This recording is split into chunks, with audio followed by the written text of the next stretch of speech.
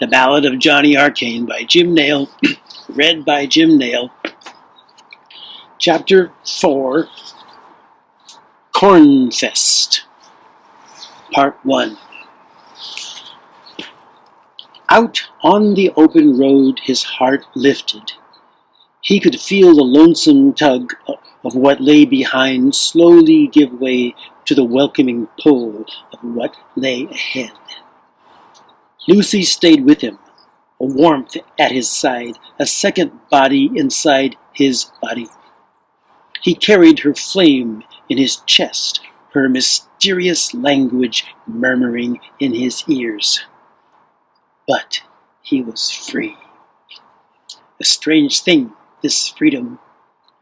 For the second time since leaving home, it rushed in to fill the void left by the act of parting.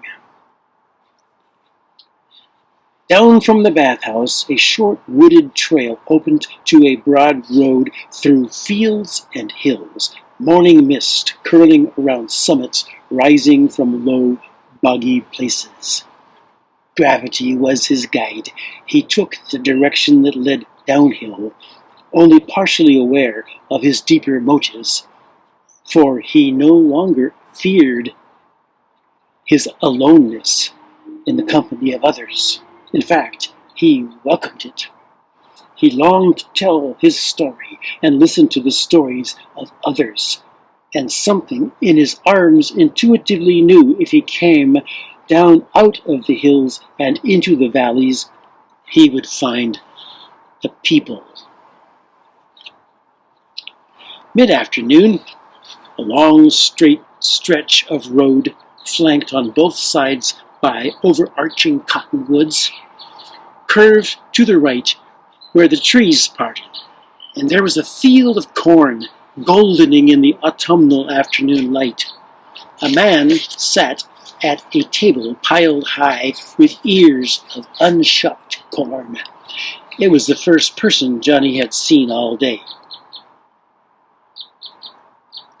"Greetings, stranger." The man wore a hat of woven corn husks, and there was a bright red bandana tied around his neck. "You be going to the festival?" "What festival?" "Down the road a few bins, the town of King Corn. They pobble their full moon Cornfest tonight. I be going there myself as soon as the sun gets low." "Well, I'm just a sojourner. I go where my feet go. Cornfest sounds as good as any." The man nodded at Johnny's backpack, where the mandolin in its case was hooked to the shoulder strap. "You play that turtle box?" "Yes, I do, sir. Pretty well, I think." "Well, go to Cornfest, then. They be looking for musicians. Here, take an ear to nibble on the way." Further on down the road, nibbling on an ear of corn, Johnny felt an excitement kindling in his belly. A festival. Musicians. And surely there would be food and dancing. It wasn't long before others joined him. People came out of their houses, some of them pushing carts piled with corn and apples. Some wore colorful costumes. Some were dressed entirely in corn husks. There were many children. Johnny fell in with a group of children who were escorting a pig. The tallest boy had a willow switch that he snapped on either side of the pig to keep it straight on the road. "What's the pig's name?" Johnny asked. "We call him Fat Man," said the boy, "but not for long. Tonight we eats him, and then Pink Baby gets the names so we can eat him next fest." "Do you know any magic?" asked a pigtailed little girl who was skipping along beside him. "No, I don't, do you?" "Yes, I do," she cried. "Watch!" And she ran ahead until she reached a rise in the road where she leapt into the air with her knees bent so that she kicked her own rear end. She turned and laughed. "Did you see? I was flying." "Oh, that's not magic. I can do that." Johnny took off at a trot, and when he reached the girl, he tried to exercise the movement, but with his heavy backpack, it was harder than he thought. His ankles barely left the ground. "Ha ha, you can't do it. I'm the only one who can do it." Around a grassy hill with a single oak tree at its summit, the village of King Corn came into view. First, there were smells, then sounds. The smells were roasty and smoky, like nuts about to split open and animal fat dripping on glowing coals. The sounds were voices, young and old, excitement, enthusiasm, laughter, the strumming of strings and thumping of drums, the cawing of crows. It was a wide clearing of dry grass, bales of hay, some kind of mill, with a tall silo. Faces and landscapes were painted all around the silo. The houses and dispensaries of the town nestled at the foot of a forested rise. A yellow sun, shining in the blue sky, was making its descent toward the tips of these trees. The field was filled with people in motion, children skipping and dancing, men erecting colorful carved poles, and then climbing them to string banners, women laying out tables, covering them with cloth, lading them with pots and pies and piles of corn and cakes of cornbread. An old woman caught Johnny's eye and cast him a toothless grin. "Come quick, boy, they be climbing the silo." Johnny hurried after her. People were gathering around the base of the silo. A circle of young girls were unrolling a swath of canvas and stretching it taut between them. "I can do it," came a voice. A man jumped up on a platform. He was as skinny as a stork, and his gray hair was wild and frizzy. He tore off his shirt and started jumping up and down, chest naked, on the platform. "I've been working on this." People in the crowd laughed and hooted. "Bagman, you couldn't climb a goat even if he had cream on his nose." "Oh yeah? Well, watch." Bagman turned to the silo. Up its side, there were handholds, cleats, and brackets, but they were randomly spaced, some further apart than a man's arm span. Bagman pulled himself up onto the closest one, then swung his leg over the next. A chorus of ascending ululations rose from the crowd, and the girls tightened their grip on the canvas hoop. Bagman reached a narrow ledge about a third of the way up. His next hold was a knob-like protuberance just out of reach and across the painted face of a smiling, dog-like creature. But he lost his balance. His stable legs slipped, and he let out a yelp as he plunged sidelong into the air. The girls lifted the hoop and uttered a shrill syllable in unison. He struck the canvas like a stone in water, and all the girls fell over backwards laughing. Bagman laughed the loudest. The next to try was a woman. She had a muscular body and a sureness in her voice. People in the crowd called her Maggie. She wore pants and a shirt greasy with pig fat, great ovals of sweat under her arms. She circled the silo in a spiral from hole to hole. The girls had to keep tracking the hoop after her to stay in falling range. But after 3 rotations, she realized she had gained no altitude. She was merely following a groove. She did not fall, she simply climbed down. When her feet touched the ground, she was greeted by a burly, bearded man who threw his arms around her and handed her a stein of beer. The burly man himself was the next to try. He climbed with skill and cunning. There was strength in his biceps and balance in his legs. He executed several daring leaps, making the people gasp. But near the top, his arms grasping a conduit above, he lost his footing and the weight of his body pulled him loose. Halfway down, he bent at the waist and the side of his head struck a metal bar. There was a scream from the ground. The girls lifted the hoop and he tumbled into it with a gentle bounce. But when they lowered him to the ground, there was blood running down the side of his face from his ear. Much commotion, people running. Someone brought a damp cloth, and the woman named Maggie sat with the burly man's head cradled in her lap, daubing his wounds. He looked around, lifted his shoulders. "Where's my beer?" he said. All this time, Johnny had been looking at the silo, studying the holes, and processing the steps the others had taken. At last, he was certain. He jumped up on the platform. "I'd like to try it," he announced. Nobody heard him at first. Everybody was busy attending to the burly man's wounds.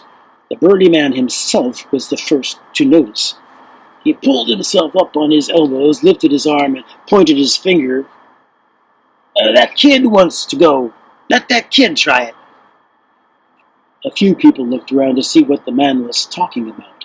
Johnny felt his courage propped up by the attention.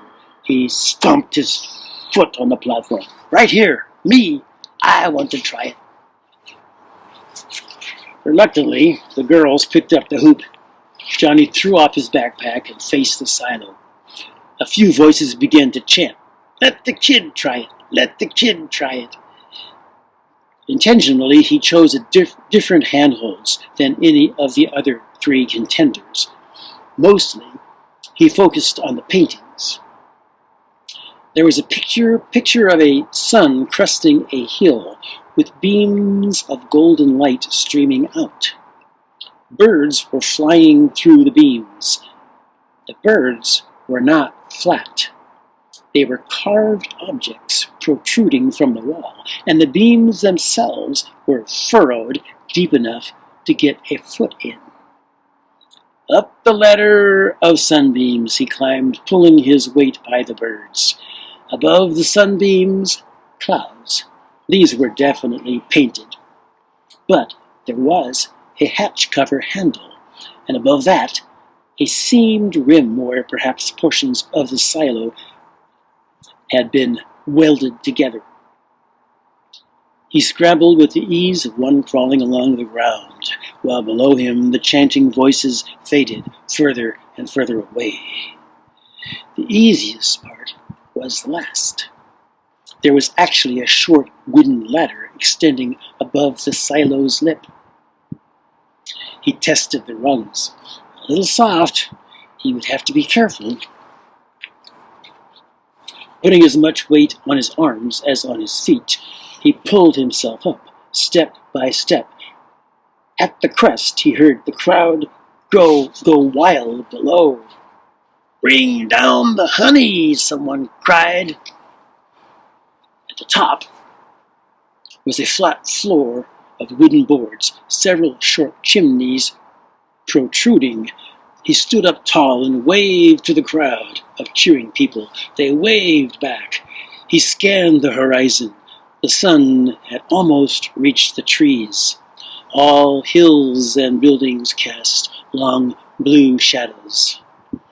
He could see the road he had arrived on, and in the distance beyond that, the rise of deep forested mountains where, somewhere, Lucy sat in her cabin on the cliff. He wished he could wave to her. "Lucy, look where I am." Then he saw the beehive. It was right at his feet. A traditional single-tiered wooden beehive with a metal-plated lid and a screen bottom board. He had worked this kind of hive many times before. A few bees were buzzing around, but they didn't bother him. He took the side handles and lifted the hive slowly. Standing, he raised it above his head and held it out to show the crowd below. People were waving their arms, whooping and whistling. Then someone shouted, "You've got to jump with it." Johnny gasped, and a wave of dread shot up his spine. Below him, the girls waved the hoop. It looked like a small gray eye widening in astonishment. His knees weakened and he thought he would have to sit. But no, he had come this far. He pulled the hive securely to his chest and let his crumbling legs do the work. He didn't really jump. He just fell. In the rushing of the air, the bees became agitated and started swarming from the hive. He felt some stings on the side of his face and one under his arm, and he almost lost his grip. But before that happened, he landed in the hoop, hive first. The girls held on, but his momentum was too great. The canvas bowed and the hive struck the ground and split apart under his weight. He sank into a cushion of wet honey. The next thing he knew, he was being lifted up by arms and raised high in the air. He was carried aloft, floating on a sea of bodies who, while voices shouted, "The kid! The kid got the honey!" A woman leaned into him. "What's your name, sonny?" "Arcane, Johnny Arcane," he gasped. Honey dripped from his arms and his bee stings throbbed. "Arcane," she shouted. "His name's Arcane." And soon they were all yelling, "Arcane! Arcane got the honey!" The woman leaned into him again. "It's been 7 fests since anyone's brought down the honey." They took him to a large covered area where tables were spread. In the shadows, smoke rose from spits where pigs were roasting, and ears of corn lay on the coals. Someone plonked a stein of beer in front of him, and soon he was cradling a slab of pork slathered in some kind of dark sauce. The hoop girls appeared and surrounded him. 2 of them started stroking his hair and daubing their fingers in the honey on his shirt. Another kissed him on the cheek. "Arcane," she said, "how did you do it?" Johnny's face flushed with pleasure. "Well, it was easy. I just followed the sun. I climbed the sunbeams and held on to the birds." The girls laughed and laughed. Word got around. Soon everyone was saying it. "He climbed the sunbeams and held on to the birds." And everywhere people repeated his name. "Arcane! Arcane!"